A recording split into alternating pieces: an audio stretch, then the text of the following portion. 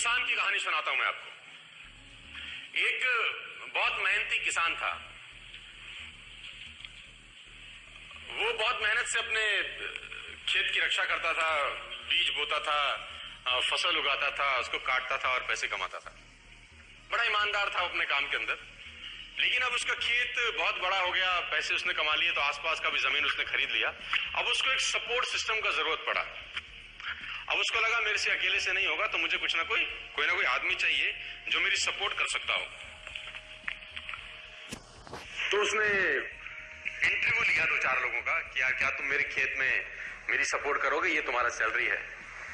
तो 4-5 लोगों से उसने सवाल पूछे कि तुमको एग्रीकल्चर के बारे में क्या नॉलेज है और तुम कैसे सपोर्ट कर सकते हो।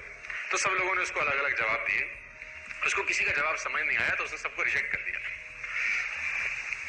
एक लड़के से उसने सवाल पूछा कि तुम क्या करोगे, कैसे करोगे। तो उस लड़के ने बड़ा अटपटा जवाब दिया। समझ उसको नहीं आया, लेकिन उसने उस जवाब के कारण उसको रख लिया। उसने बोला तुम क्या करोगे। वो बोला I can sleep when the wind blows. जब बहुत तेज हवा चलेगी तो मैं सो जाऊंगा। उसको समझ नहीं आया, लेकिन उसने इसके अटपटे जवाब के कारण उसको रख लिया। इसका पता नहीं क्या मतलब है, देखते हैं।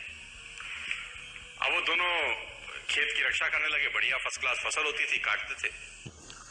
एक बार रात को जो मालिक था उस खेतों का, उसने दौड़ते दौड़ते ढूंढा उस आदमी को जिसने उसको नौकरी पे रखा था, I can sleep when the wind blows को।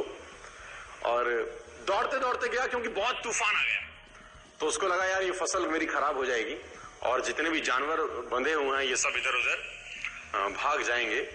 तो फटाफट देखो सो रहा है पागल आदमी, इतना तूफान में तो कम से कम इसको फसल की रक्षा करनी पड़ेगी। ऊपर कुछ डाले, कुछ करे, जानवरों को पकड़े, ये देखे। और वो अंदर गया तो आराम से मस्त सो रहा था।